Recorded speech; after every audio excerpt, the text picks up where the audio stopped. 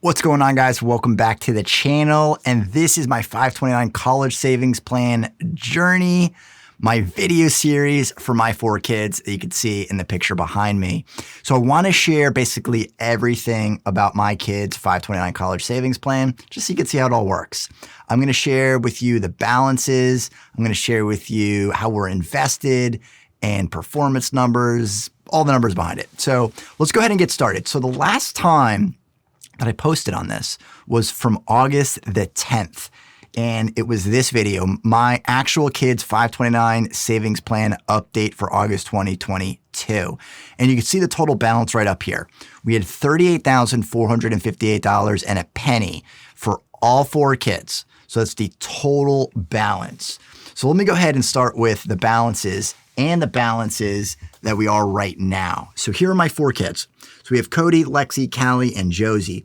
Cody and Lexi are in 2nd grade. They're 7 going on 8.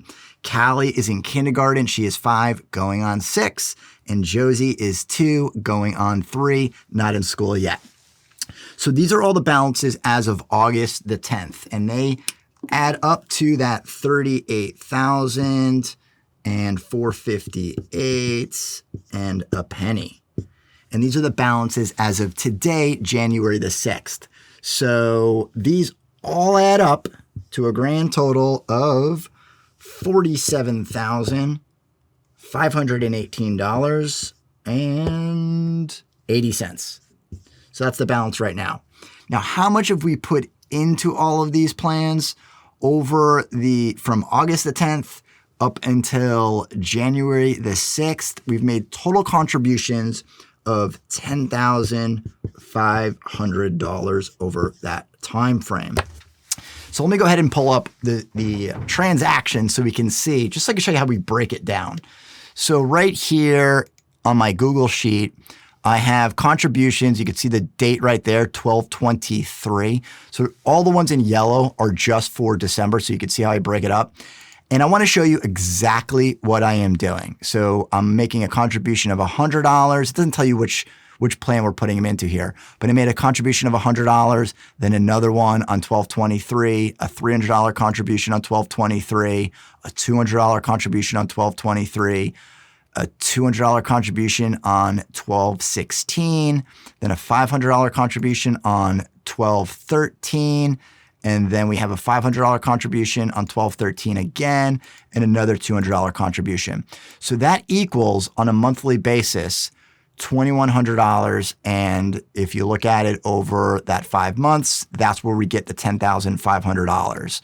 So that's how my savings is broken down. Now, there's no rhyme or reason to it. I just set it up like that. So basically, over time, I started making the contributions. I decided, hey, you know what? I want to up them. So I just added more. And I just split them up over the course of the month. There's no right or wrong answer to this. If you want to save once a month or weekly or bi-weekly, again, it doesn't matter. That's just how I do it. There's no rhyme or reason to it. Now, the funds that I'm invested in, you probably saw them right there, is I broke them up into 4 different funds. And I think one of the kids' funds is actually different. And I don't even remember why I chose that fund. But these 4 funds right here is one portfolio. And I put in the open and the close prices for 2022 for the entire year. And you could see each of these funds and the rate of return. So the rate of return was negative 5.9% for this large cap value fund, negative 17.69% for this small cap index fund, negative 9.45% for this other small cap value index fund.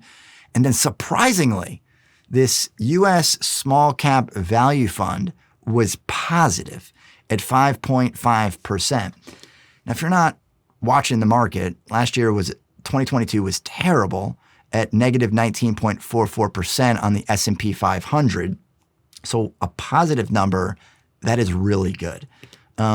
These average, if we look at the averages, because they're all equally distributed. So I'm putting in an equal amount. So that $100, you can see right here, $25, $25, $25, $25. If we just find the average, that's negative 7%. So that's pretty good too. So negative 7% versus the S&P at negative 19.44%. Now, if you want to figure out how to do your own, this is how you could do it. Let's say you didn't have equally weighted. All you need to do is multiply it out just like I'm showing you here. So I have the open and the close prices, and then I'm finding the difference. So you're subtracting that there. And then the rate of return is taking the gain or the loss, and you divide that by your opening price.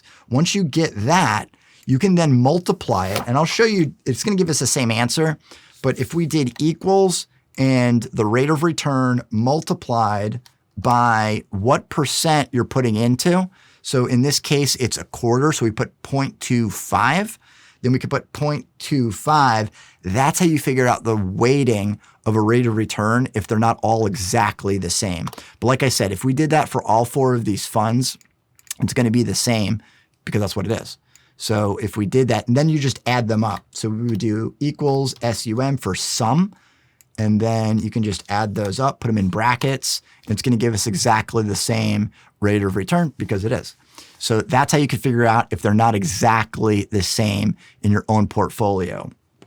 But that's how we've done. That's the performance metric. And the reason I did the calculation, just didn't go to the website, and I'll show you that too, why I didn't, because what they have on these portfolios, and I'll show you Cali's, is a personal rate of return. Now, the personal rate of return, you have to check the calculations, and I did, but the personal rate of return that's being provided by the Utah 529 plan is a dollar weighted rate of return. Basically, it's affected by the contributions that you make or any distributions that you make from a portfolio. And you don't really want that to figure out, are your funds good? You want to know how the fund is performing, not necessarily how your performance is inclusive of your contributions, or obviously if you make distributions as well, distributions. So there's basically two ways of figuring out the rate of return. A time-weighted rate of return, which is basically what I just walked you through, versus the personal rate of return, or a dollar-weighted rate of return, which is affected by your contributions and distributions. It's not bad, they're just different, and you just need to understand how those performance metrics are determined.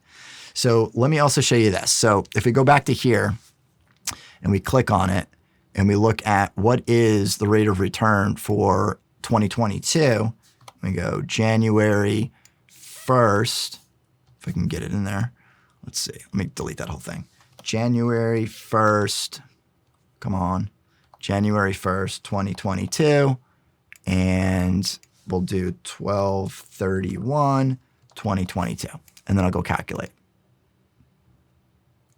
Now it's close in this case, but that's not always the case. So this is close to our 7% at negative 6.81%, but they're not always the same. And that's what I wanted to point out with the performance metrics. Now, this isn't the only place that I'm saving for my kids' 529 college savings plan. I also have another one. The bulk of it is right here, but I also have another 529 plan through Florida. But because Florida doesn't have a state income tax, there's no benefit, no state income tax deduction on my 529 plans. There's no benefit to sticking with one state versus another state. But states like New York, if you live in New York, then you can get a potential state income tax deduction if you contribute to your own state's 529 college savings plan. That's not true of all states. So you have to have a state income tax and a state income tax benefit if you contribute to your own state's 529 plan. So I know that was a lot to go through. So hopefully that makes sense to you. So look at your state's 529 plan. It might be the plan that you want to use, but maybe not. I chose the Utah 529 plan to save into because I liked the funds. It made sense to me. So I opened it up a couple of years ago, and that's what we've been saving into. So right now I'm saving $2,100 a month into this 529 plan. So this is a quick update. I've done other videos on the Florida 529 college savings plan that I'm also doing.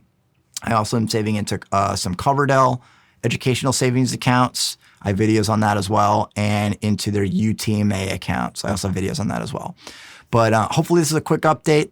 and you've enjoyed it. If you have any questions about this, let me know in the comments down below, and I will do it on future videos for this 529 College Savings Plan series. Thanks for watching, and we'll see you on the next one.